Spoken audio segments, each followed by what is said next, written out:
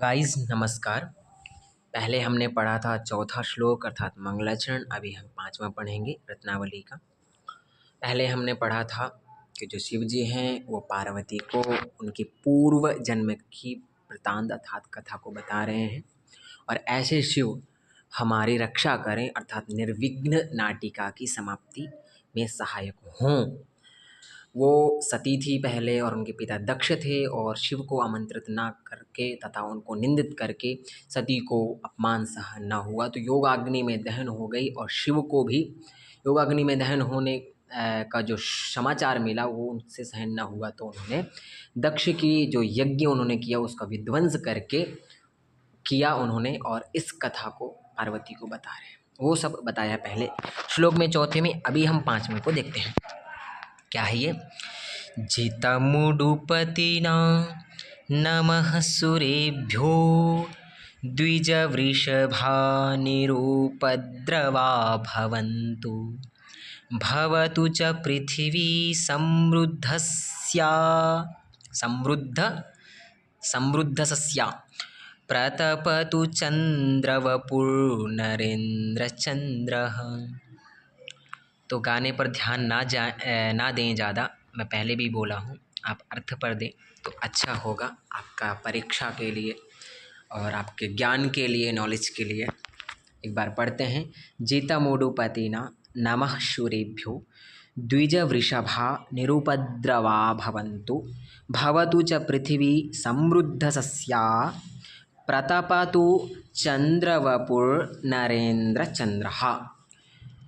तो जितम पदच्छेद उडुपतिना नमः सुरेभ्यो अर्थात सुरेभ्यो द्विजवृषभा निरुपद्रवा भवन्तु फुल स्टॉप भवतु च पृथिवी समृद्धः अस्या प्रतपतु चंद्रवपुः नरेन्द्रचंद्रः। Full stop. इसका अन्वय देख लेते, नीचे लिखा है। अन्वय क्या है? उडुपतिना जितम सूरेभ्यः नमः द्विजवृषभा निरुपद्रवा भवन्तु पृथिवी समृद्धसस्या भवतु चंद्रवपुः नरेन्द्रचंद्रः प्रतपतु। ये क्या है? ये है अन्वय। हम इसका अर्थ देखते हैं। जितम उडुपतिना, उडुपतिना अर्थात जितम मतलब आकर्षित होना या करना या आकर्षण को प्राप्त होना। उडुपतिना अर्थात चंद्रमा की, चंद्रमा को आकर्षित होना। कैसे? चंद्रमा के जो कांति है, जो सफ़ेदी है, उस पर आकर्षित होना, उसकी सुंदरता पर आकर्षित होना। जो चंद्रवंशीय राजा उदयन है वो चंद्रमा के आकर्षण को प्राप्त हुए। कौन बोल रहे हैं? श्रीहर्ष। नमः सूरेभ्यो, जो सुर हैं अर्थात सुर अर्थात देवता, उनको नमस्कार करते हैं।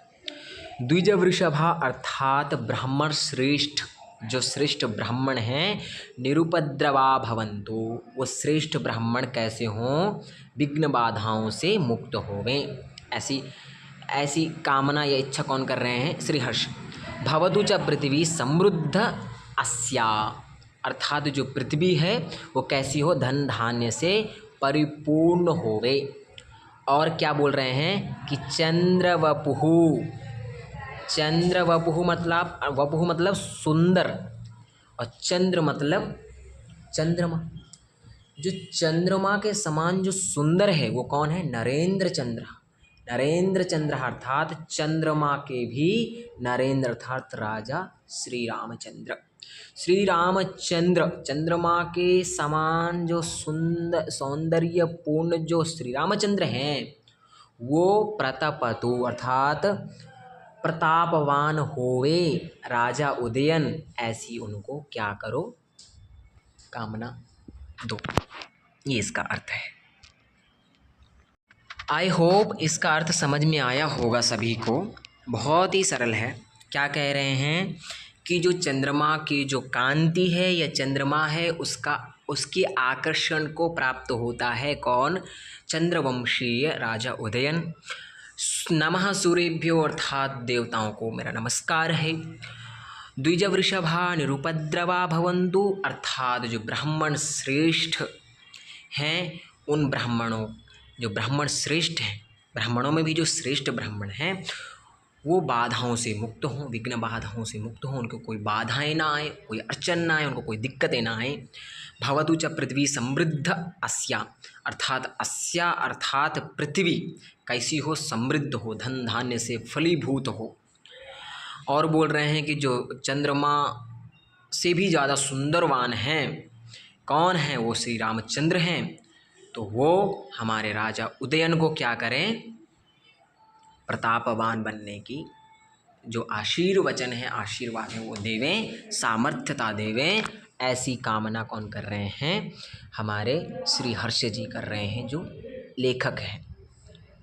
बोल रहे हैं देवता को नमस्कार किया उन्होंने, और पहले तो उन्होंने क्या कहा कि चंद्रमा को क्या है? आकर्षण है, उसको प्राप्त हो रहे हैं हमारे चंद्रवंशी उदयन। तो हम नमस्कार करते हैं किसको? देवताओं को। और वो कैसे बने हमारे उदयन जो हैं? वो बने जो ब्राह्मण हैं उनको विघ्न बाधाओं से मुक्त करने वाले बने, अर्थात मुक्त हुए, और जो है जो पृथ्वी धन धान्य से समृद्ध हुए, और जो राजा उदयन है वो प्रतापवान हुए। ऐसा श्री राम से प्रार्थना कर रहे हैं कि क्या क्या होवे, उनको नमस्कार करके बोल रहे हैं कि जो ब्राह्मण श्रेष्ठ हैं वो विघ्न बाधाओं से मुक्त हुए, जो पृथ्वी है उस धन धान्य से परिपूर्ण हुए, ये कामना कर रहे हैं श्री हर्ष जी। तो आई होप बहुत अच्छे से समझ में आया होगा, मैंने बहुत अच्छे तरीके से समझाया। यहाँ पर देखिए इसका अनुवाद भी लिखा है। चंद्रवंशीय राजा उदयन उत्कर्ष को प्राप्त हुआ, देवों को नमस्कार है, ब्राह्मण श्रेष्ठ बाधा रहित हों, पृथ्वी धन धान्य से समृद्ध हो, चंद्र तुल्य सुंदर शरीर वाले रामचंद्र उदयन प्रताप का विस्तार करें। ये इसका अर्थ है। अब हम आगे, यहाँ पर श्लोक समाप्त होते हैं, हम आगे अब गद्य रूप में जो इस नाटिका की जो स्टोरी है, कहानी है, उसको आगे कथा को जारी रखेंगे।